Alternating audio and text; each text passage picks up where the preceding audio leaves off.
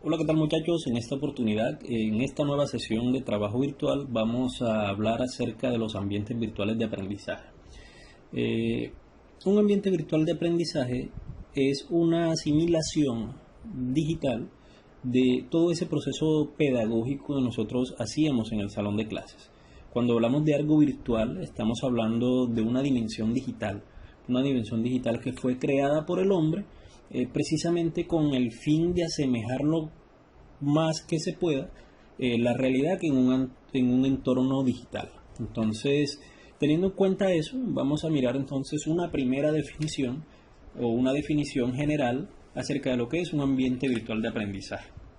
Entonces tenemos que un ambiente virtual de aprendizaje es el conjunto de entornos de interacción que basados en un programa curricular se lleva a cabo el proceso de enseñanza-aprendizaje a través de un LMS. Vamos a comenzar a desglosar esta frase un poquito. Cuando decimos que es el conjunto de entornos de interacción, allí entran otro tipo de palabritas. Esas palabritas son entornos sincrónicos, entornos asincrónicos y entornos mixtos. Los entornos asincrónicos, como su nombre lo indica, significa que no hay un tiempo real, no se producen en tiempo real, no son en vivo. La interacción entre el usuario y la persona que publica los contenidos, que puede ser el docente, no se da al mismo tiempo, no se da en el tiempo real. Entonces por eso decimos que es una comunicación asincrónica. Tenemos la comunicación sincrónica, que entonces es comunicación que se da en vivo, en tiempo real, entre cualquiera de los participantes de esta LMS, como lo denominan aquí. Y tenemos el entorno mixto, que nos permite tener de ambos mundos, tanto del mundo sincrónico como del mundo asincrónico. Es decir, pueden haber actividades que el docente y el estudiante pueden estar interactuando en tiempo real, y otras actividades en las que no, que simplemente te dejo un material y ese material lo vas desarrollando a la medida que tú puedes ir haciéndolo dependiendo del tiempo. Entonces, esos son los principales entornos de interacción que se ven en los ambientes virtuales de aprendizaje. Luego dice que se basan en un programa curricular, es decir, la persona encargada del ambiente virtual de aprendizaje no es quien decide qué contenido subir, no, es la institución educativa o ese ente encargado oficial de educación, que es el que se encarga de publicar ese currículo. Nosotros nos guiamos a través de un currículo que la institución educativa o el ente educativo nos brinda. Entonces él dice que se lleva a cabo el PEA. El PEA, como lo dice arriba, son los procesos de enseñanza-aprendizaje a través de un LMS. LMS, como lo dice por acá en este globo, o en este cuadrado, en este rectángulo, perdón, es el Learning Management System, que traduce al español Sistema de Gestión de Aprendizaje. Básicamente, eso es una plataforma. Es decir, nosotros estamos asimilando los procesos de enseñanza-aprendizaje que hacíamos tradicionalmente en el aula de clases a través de un entorno virtual por medio de una plataforma, podríamos decirlo de esa manera. Entonces los ambientes virtuales de aprendizaje, que los vamos a llamar ABA de ahora en adelante, tienen unos elementos que lo conforman. Esos elementos son los siguientes. Primero tenemos a los usuarios. ¿Quiénes son los usuarios? La persona que va a aprender, es decir, los muchachos, los estudiantes, aquellos que van a participar de los contenidos que nos transmiten a través de esas plataformas o LMS, basados de un currículo, obviamente. Entonces, pero esta definición de usuario no se queda en la persona que va a aprender. Digamos que es cualquier tipo de persona que se loguea en el sistema. Cuando hablamos de logueo, estamos hablando de inicio de sesión. Y la palabra login o loguearse ya está habilitada por la Real Academia de la Lengua como un extranjerismo. Es decir, podemos utilizarlo ya dentro de nuestro idioma. Es decir, cualquier persona que se loguea es un usuario, sea de tipo docente, sea de tipo administrativo, sea de tipo estudiante, pero cualquier persona que se loguea es un usuario. aunque generalmente nosotros lo entendemos como la persona que va a aprender. Listo. Entonces, el otro elemento que conforma los ambientes virtuales de aprendizaje son los currículos. El currículo entonces nos indica qué se va a aprender. El currículo no depende ni del docente ni del estudiante.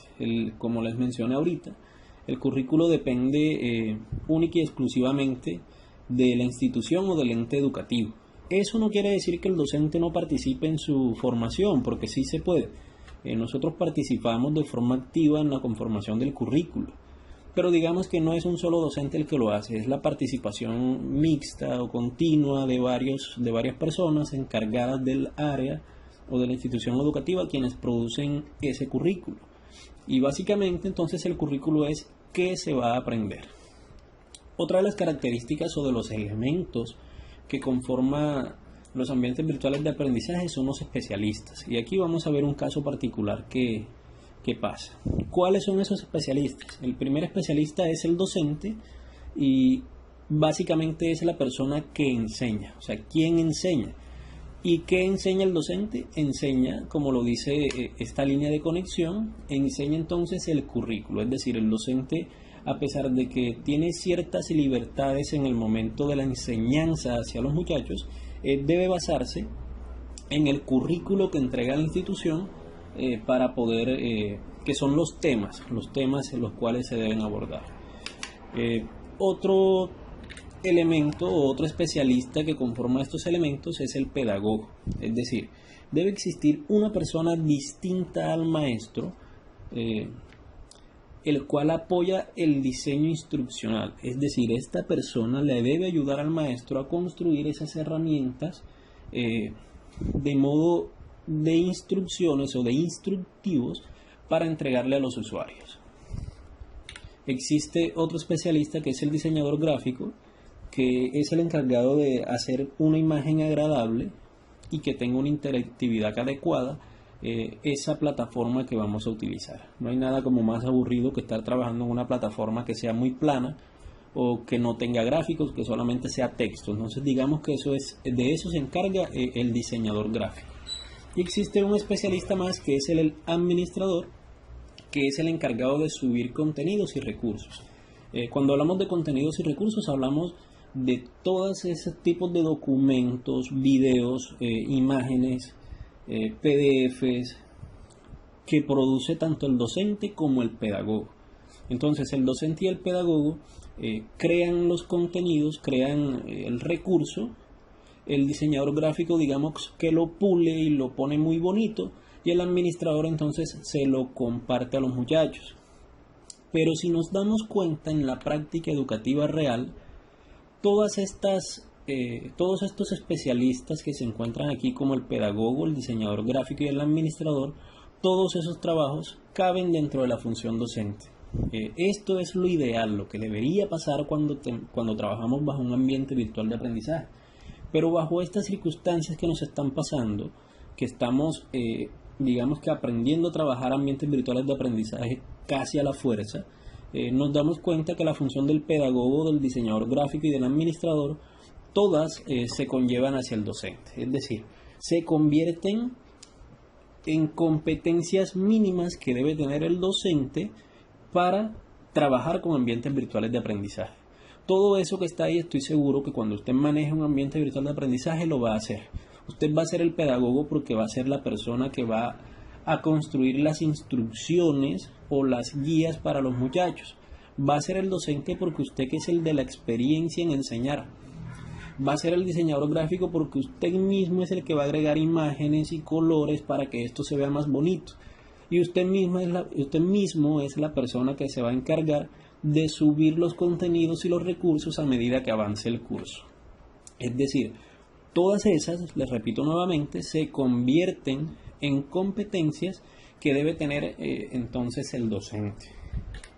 Para avanzar un poco más, vamos con otro elemento que conforma los ambientes virtuales de aprendizaje y vamos a los LMS. Habíamos quedado que los LMS eran entonces lo que nosotros conocemos como plataformas. ¿Cuáles plataformas existen? Existen muchas, no solamente este listado que está aquí. Pero Digamos que estas son las más populares y las que presentan una mejor funcionalidad. De estas que están aquí tenemos algunas como Moodle, como Google Classroom, una parte de Blackboard que son públicas, es decir, cualquiera puede utilizarlas. Pero tenemos otras, por ejemplo Chamilo, una parte de Blackboard, esta que se llama educativa, y NeoLMS, que son de pago. Para que usted pueda utilizarlas o su institución educativa pueda utilizarla, deben hacer un pago. Pero son plataformas educativas muy buenas, muy buenas, que realmente digamos que vale la pena utilizarlas. Chamilo LMS se ha popularizado mucho y creo que algunas instituciones educativas locales van a comenzar a utilizarla para estos ambientes virtuales de aprendizaje. Entonces, si nos damos cuenta, todas esas plataformas las podemos utilizar para nuestros ambientes virtuales de aprendizaje. Nosotros en este caso estamos utilizando Google Classroom y lo estamos utilizando precisamente por la facilidad de acceso que tenemos a ella.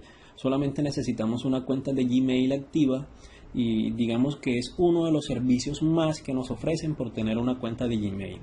Y gracias a la popularidad que tiene este tipo de cuentas y la popularidad de dispositivos con Android, podemos decir que Google Classroom es una gran opción para llegar a la mayoría de personas. Ahora, sin contar porque Google Classroom también tiene soporte para dispositivos iOS o de la marca Apple.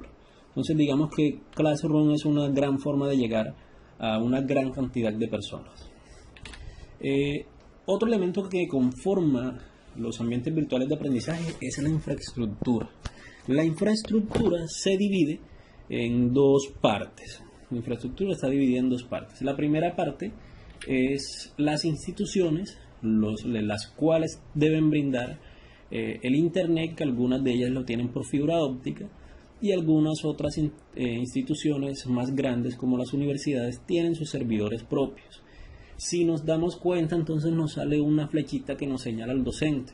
Y es porque en estos momentos de pandemia, y bueno, no solamente en los momentos de pandemia, sino en momentos de normalidad, es al docente al que le toca poner su internet y sus recursos para administrar la plataforma que estaba utilizando. Eran pocas instituciones educativas las que utilizaban una plataforma para todos los docentes. El docente, por recursos propios y por voluntad propia, era el que decidía utilizar alguna de estas plataformas educativas. Entonces, esa responsabilidad de las instituciones en ciertos momentos se traslada a los docentes. Se ve mucho más el caso en instituciones educativas de bachillerato y primaria. Es decir, en toda la secundaria y la media y todo ese proceso de primaria es donde se ve mucho más este paso de las funciones de las instituciones hacia el docente. En las universidades, ya las universidades sí poseen una tecnología y una infraestructura mucho más grande y le proveen al docente entonces ya todas estas, digamos, todos estos recursos institucionales para que trabaje. La otra parte son los usuarios. Y ya, como les había dicho anteriormente, usuarios es la persona que va a aprender, pero además es toda la persona que se loguea. Es decir, un docente hace parte tanto de las instituciones, porque es parte de una institución educativa, como de los usuarios, porque él también hace el login en ese LMS. Entonces, para los usuarios, básicamente deben tener internet, un computador para conectarse o en su defecto un smartphone. Para continuar, entonces vamos con las fases de creación de un ambiente virtual de aprendizaje. Tenemos tres fases para su creación. La primera fase para la creación de un ambiente virtual de aprendizaje es la fase 1, es la fase de planeación. ¿Qué se encuentra en esta fase? En esta fase encontramos que define ciertos pasos para poder continuar. ¿Qué se define en esta fase? Se define el programa que se va a desarrollar, a quién va dirigido, los objetivos que vamos a tener de aprendizajes, los recursos y el diseño de los contenidos. Entonces vamos a comenzar a mirar algo por acá. El programa a desarrollar depende de quién, depende del currículo. ¿A quién va dirigido? Eso sí depende de cada docente y del grado que usted esté trabajando. Muy diferente trabajar para primaria, muy diferente trabajar para secundaria, como para hacerlo para la media o para instituciones de educación superior. Los objetivos puede que dependan del currículo también, porque yo debo lograr algo de ese currículo en los estudiantes, que son las personas a quien va dirigida el ambiente virtual de aprendizaje. Entonces yo debo desarrollar mis objetivos basándome también a la persona a la que va dirigida y en el currículo. Luego vienen los recursos, que pueden ser de diferentes tipos, pueden ser de tipo tecnológico, humano, recursos en dinero. Vamos a definir entonces qué recursos vamos a necesitar para desarrollar los anteriores. Luego viene entonces el diseño de los contenidos. En el diseño de los contenidos es cuando deberían entrar todos los especialistas a trabajar, pero sabemos entonces que el trabajo del pedagogo, del diseñador gráfico y del administrador se concentran entonces en el docente. Entonces el docente es quien va a comenzar a diseñar esos contenidos. Luego viene una segunda fase, y esa fase es de diseño, desarrollo y producción. Es decir, aquí es donde comienza a enlazarse todas esas primeras fases que ya nosotros utilizamos. Esta fase entonces se compone por esos tres elementos que están allí. Esta fase prepara la intencionalidad pedagógica, porque estoy seguro que cada vez que usted prepara una clase lo hace pensando en que el estudiante aprenda algo de cierta forma. Es decir, por ejemplo, en mi caso, me gusta tener la intencionalidad pedagógica de una duda. Cada vez que termino una actividad o que voy a evaluar una actividad, intento poner un punto que se relacione con la actividad siguiente, con el tema siguiente, para que el muchacho tenga una pequeña duda lógica y se acerque a una definición del próximo tema. Eso me gusta tenerlo a mí y me gusta utilizarlo posteriormente como introducción al tema nuevo. Entonces usted define su intencionalidad pedagógica y cómo lo va a utilizar. Luego vienen las estrategias para que se lleve a cabo el proceso de enseñanza-aprendizaje. Usted define también muchas estrategias. Ustedes están estudiando todo esto de la formación complementaria y saben que existen innumerables estrategias para completar el proceso de enseñanza-aprendizaje. Y por último está la evaluación. La evaluación no tiene el objetivo de corchar, no. La evaluación no tiene el objetivo de rajar a los muchachos y de hacerlos perder. La evaluación tiene como objetivo poder demostrarle a usted como docente que el muchacho cumplió los objetivos mínimos con los cuales usted diseñó todos estos contenidos. Si el muchacho cumplió con los objetivos mínimos del currículo que le entregó la institución educativa. Entonces la evaluación no está hecha para acorchar ni para tener un número, porque el muchacho no se define como un número, sino que demuestre una capacidad de haber entendido los temas que nos proveía el currículo. Y como tercera fase tenemos entonces que vienen esos procesos que están ahí: proceso de inscripción, inicio de clases, intercambio de recursos, soporte pedagógico, soporte técnico y evaluación. Esos básicamente son los procesos que se dan antes de empezar o cuando empezamos a trabajar con un LMS. En algún momento todos nosotros, yo les pasé el código de la clase del Google Classroom y usted se inscribió como alumno y ahí tiene un usuario, porque usted lo hizo como alumno. Entonces usted, que es un usuario tipo alumno, hizo una inscripción entonces en Google Classroom. Luego comenzamos las clases y hubo un intercambio de recursos. Yo le pasé a usted ciertos materiales, videos, PDFs, archivos de Word, ciertos materiales, y por eso hay un intercambio de materiales. Luego en esos materiales también iban algunas cosas para evaluación. Yo le decía, haga el taller tal cosa, devuélvame un ensayo de tal cosa, devuélvame una línea de tiempo de tal tema. Eso es un intercambio de recursos. Luego podía venir un soporte pedagógico, que es cuando ustedes se acercaban a mí y me preguntaban, venga, profe, tengo una duda en tal tema, ¿será que puedo hacer esto así? Eso es un soporte pedagógico. Y tenemos también un soporte técnico, que puede ser cuando usted me dice, venga, profe, yo estoy intentando mandar este archivo y como dice en el video de que entre por este lado, no me está dando, no me está funcionando por ahí, ¿cómo más puedo hacerlo? Eso es soporte técnico que generalmente debería haber una persona que se encargue de eso, pero nuevamente todo ese proceso se le carga al docente. Es decir, debemos desarrollar muchas competencias adicionales a simplemente saber dar clase y saber expresarnos. Entonces, luego viene el proceso de evaluación, que es, ya ustedes saben, la forma en que el muchacho te demuestra que cumplió los objetivos mínimos del currículo. Siguiendo entonces, vamos a tener en cuenta unas cuantas consideraciones para la creación de un ambiente virtual de aprendizaje. ¿Cuáles son estas consideraciones? La primera consideración es la confianza. Pero cuando hablamos de confianza, hablamos de esa fidelidad que debe existir entre el usuario, el docente y la institución educativa. Eso es un matrimonio de tres. Es decir, si usted como usuario, como estudiante, no confía en lo que le puede brindar su institución educativa, ¿cómo usted va a pretender hacer parte de esa institución educativa? Si usted no confía en los docentes que tiene, ¿cómo puede pretender usted confiar en su institución educativa? Es decir, aquí es un tema de confianza. Los docentes deben confiar en que están preparando muy bien a sus estudiantes.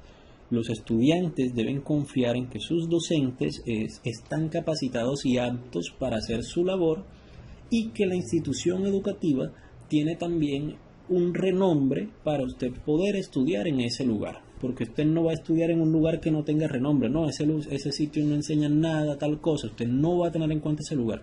Entonces digamos que hay confianza entre todos los usuarios o todos los entes que pertenecen a una institución educativa. Luego tenemos lo que es la interacción, que es básicamente, como dice ahí, el ambiente debe propiciar una buena relación entre todos los actores. ¿Y quiénes son los actores? Usuarios, docentes, institución educativa y cualquier persona que tenga que ver algo con el proceso de enseñanza-aprendizaje. Luego tenemos la accesibilidad, que precisamente por esta accesibilidad fue que decidí escoger Google Classroom y no, por ejemplo, Moodle, que también manejo Moodle, y Blackboard. Pero decidí escoger Classroom porque creo que es una manera, una forma de llegarle a más personas, porque pueden instalar una aplicación en el celular a través del Play Store, donde también pueden ir mirando sus notas, sus trabajos, y como casi todos los muchachos andan con un celular en la mano actualmente, decidí utilizar el Classroom por eso, por una facilidad de acceso. Aunque también deberíamos tener en cuenta que no todos los estudiantes poseen los recursos para poder participar. Entonces también necesitamos mirar otras alternativas. Por último tenemos la motivación, y la motivación tiene que ver con todo lo anterior que ya nosotros vimos, tanto como con la confianza, con la interacción y con la accesibilidad. Si usted no tiene confianza en su institución educativa, eso puede provocar la deserción. Si usted no tiene confianza con sus docentes, pues mucho más. Y si usted entre los usuarios no tiene una buena interacción ni con el sistema, ni con los actores que hacen parte de todo este proceso educativo, y si usted tiene una mala accesibilidad porque tiene malos recursos tecnológicos, porque le va mal con la tecnología, porque usted no sabe manejar ciertos recursos, todo eso influye en lo que es la motivación y puede llevar a la deserción, que es lo último que queremos. Entonces, muchachos, vean que tenemos no sé si un mapa conceptual, un cuadro sinóptico, una lluvia de ideas, pero hemos desglosado todo lo que es un ambiente virtual de aprendizaje. Vamos a mirar entonces cómo lo hemos aplicado nosotros acá en nuestra área. Tenemos la definición de ambiente virtual de aprendizaje, que ya no la vamos a tocar, ya sabemos qué es. Elementos que lo conforman: los usuarios están ustedes como estudiantes, está mi persona como docente. Ustedes como estudiantes son las personas que van a aprender, y yo como docente pues soy la persona a quien simplemente les intenta transmitir algún tipo de conocimiento, basados entonces en el currículo, que es lo que se va a aprender. Y ese currículo depende de quién, de la institución educativa.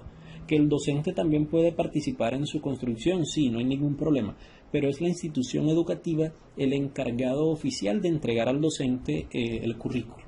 Tenemos entonces que el docente puede utilizar un LMS, que es un sistema de gestión de aprendizaje que nosotros conocemos como plataformas. El docente puede utilizar cualquiera, no solamente los que están en la lista, sino algunos que no estén en lista. En mi caso yo utilicé Google Classroom. Eso hace que tengamos una infraestructura, en este caso la infraestructura de la institución se traslada al docente, porque el internet y todos los recursos tecnológicos los estoy poniendo yo, sobre todo porque estamos haciendo este trabajo desde casa. Y usted como estudiante, como usuario estudiante, también está poniendo cierta infraestructura, que es el computador donde trabaja o el celular en donde hace las cosas. Y obviamente una conexión a internet, sea por un operador normal o sea recargando datos, como sé que lo hacen algunos.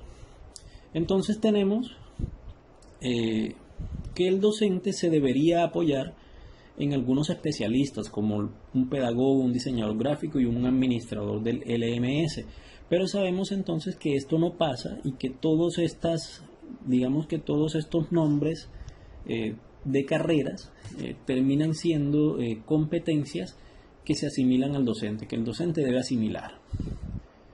Tuvimos estas fases, porque todas las tuvimos. La fase 1 de planeación es una fase completamente administrativa, por decirlo así. Ustedes no ven nada de eso, porque antes de comenzar a desarrollar el curso debimos tener un programa de desarrollo. Eso lo hago yo como docente.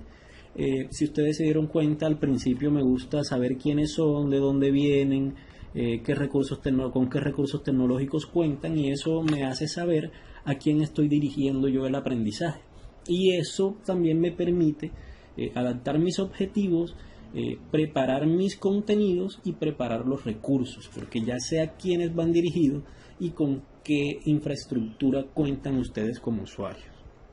La fase 12 de desarrollo también es parte de nosotros y de la institución educativa, en donde se definen las intencionalidades pedagógicas y los procesos de enseñanza-aprendizaje, y ya evaluamos o miramos qué tipo de evaluaciones presentamos. La fase 3, que es la fase de operación, aquí aparecen ustedes y es donde hacen su inscripción y todos ese tipo de procesos que allí aparecen. Luego tenemos entonces que en estas consideraciones para un ambiente virtual de aprendizaje, yo creo que son ustedes los encargados de decir si se cumplen o no se cumplen estas condiciones. Usted me dirá si hay confianza, usted me dirá si cree que hay interacción, si tienen accesibilidad y si están aún motivados por todas estas cosas que hemos estado viviendo y si se han cumplido todos estos objetivos que nos habíamos trazado. Entonces, muchachos, digamos que esto es un resumen grande de todo lo que es un ambiente virtual de aprendizaje. Digamos que esto es una nueva pedagogía que nos permite esta nueva generación de tecnología que estamos viviendo, y sobre todo que se agudiza más en medio de esta pandemia y de todo este confinamiento en el cual estamos inmersos todos.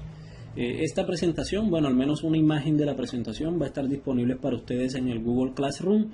Voy a compartirles un documento también acerca de esto, que fue en el que me basé para hacer este cuadro resumen.